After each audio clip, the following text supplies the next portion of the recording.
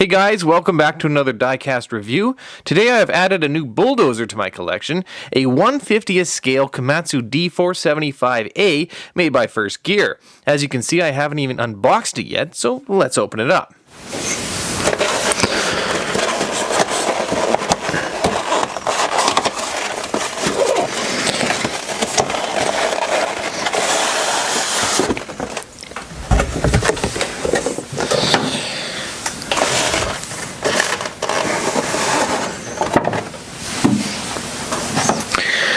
Definitely seems to be packaged really nicely. Okay.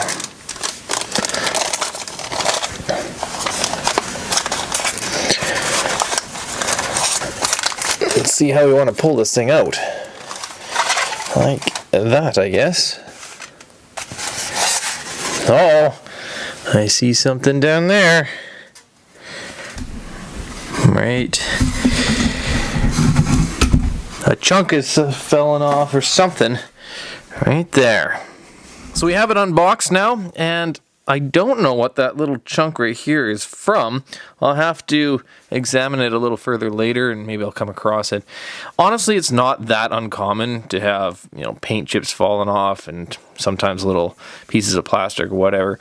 Usually a little bit of model glue will fix that up, so not a big deal.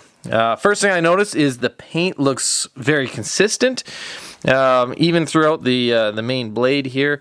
Except for maybe right there, I can see a little blemish. Probably hard for you guys to see, but I can see it. The decals look very sharp. So off the back, there's really not a whole lot of them. This looks to be right here the only warning one I can see at the moment from the front. Just rolling around here, the tracks feel amazing. Oh yeah, that tracks very nicely, especially on this side. Wow, yeah, that's better than I thought it would be. Of course, when you open up a new model, everything is just so new and shiny. There's no fingerprints or dust, so I'm liking that. The hydraulic hoses right here, as usual, nice soft rubbery kind of texture to them. Same thing with the back ripper. So it is nice that it's loaded with, not just a couple here and there. It seems to be in the proper regions. Here it's like a hard plastic right there. So that seems relatively realistic. So let's see. I'll give you a look to the front of the dozer. This I really like. It has the openings all across the front, so that's nice. You can see a shot of the headlights here, so that's good. The ripper in the back. Actually, I think, I don't know if that comes up or down. I'll have to examine this a little bit further. So, initial impressions look pretty good, so let's go over the usual features of a bulldozer. So the first thing we're going to look at is the blade, and we will see how far it goes up. That seems to be pretty good. From the side there, you can see how much of a depth there is, or how much height it gets. These rams right here, which are on both sides, suggest that you can tilt this blade, but it does not appear to be the case. Or maybe I'm just not willing to, push on it hard enough. But it does seem to have good actuation on the up and down here. So next we're going to look at the ripper. These holes right here gave the impression that you could change the depth of this the ripper blade, but it does not appear to be the case. They're just for show. But I do like that because it gives some added realism. Now, immediately I can tell that I'm going to be a bit disappointed with this because these hydraulic rams do not seem to stay. In fact, even these ones seem loose. So yeah, I don't know. If I was to lift this up, you can see how deep it goes at least. So You can kind of get an idea how far it goes down. Definitely lower than the track depth, but it would definitely be nicer if these would hold stationary like that. Yeah, if you kind of play around with it, but I feel if you get just a bit of a nudge, it drops back down. So, yeah, that could be better. Other than that, I mean, really on a bulldozer, there's not a whole ton of function. The tracks, which I kind of already showed you, you can see how well these track, though. That was very good. So, zooming back out, the overall first impressions of this bulldozer are very good. I do like it a lot. Being that this is the 475, this is the second largest dozer in the Komatsu lineup, so which is comparable to the Caterpillar D11T. So let's bring that in and show you the size difference between the two. So here we have my 1/50th scale Norscot D11T.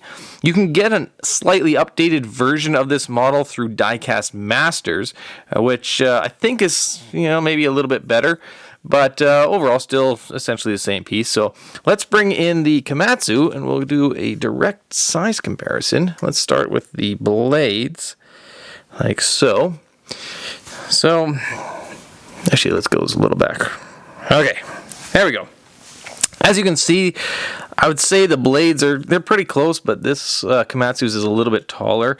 I love the fact that these are opened up here on the blade on the Komatsu, or at least the First Gear model, versus the closed-in, blade here on the Norscot.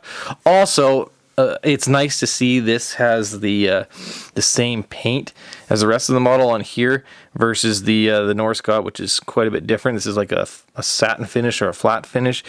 Someone has mentioned that apparently that's accurate to real life. I don't know. I've never seen, I guess, a brand new one of these from the factory. But I always thought these still had the shiny paint as the rest of the body. But in any case, the headlights and whatnot, they are what they are. The grille on the Komatsu is still just a, molded plastic, but it looks pretty good. It's sharp. Very similar to what the Caterpillar is here. From the sides, you go sideways there. Obviously, the big difference and the most noticeable difference between the two is the high drive track system for the Caterpillar versus the low drive on the Komatsu. Now, obviously, I've never operated either of these, so I would love to hear comments from anyone that has, because from what I've heard, the D11 with the high track is very good for ground clearance and going over some maybe challenging terrain, whereas the 475 is very smooth and has a ton of power. So if any of you have operated either of these, leave a comment, let us know what it's really like. You can get a general idea of the size of these. I'll put these kind of to the back, from the height wise. So, Ripper. You can see the Ripper has some sizable differences there. The Caterpillar obviously has got that big, I don't even know if exactly what is housed in this, but I mean, there's obviously going to be some additional weight on the Caterpillar version versus the Komatsu.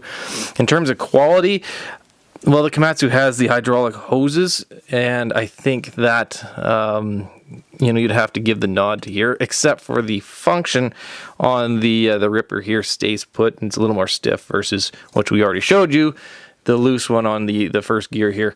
So, but overall, relatively comparable, I guess. Just looking here at the tracks, I actually would say there's a more detail here in the molding, I guess, on the First Gear version than the Norscot as well. From the back, it kind of actually gives you a good look at the overall height difference between the two, and it looks like the Caterpillar will have a bit of an advantage. I also can see there's quite a difference in the width of the tracks between the two, so that's interesting. So, whether you like Caterpillar or Komatsu more is, down to you guys or whatever. That's relevant for on this review. But in terms of quality between the Norscot and this First Gear, every First Gear model I've gotten have always been really good quality, and this is really no exception, with maybe that one fault of the Ripper, I guess. But I would say this is the better quality model than that, but I think it's a win either way. And for me, this is definitely a welcome addition to my Komatsu collection, and I think it's a welcome addition to any bulldozer collection. So, a good purchase for me.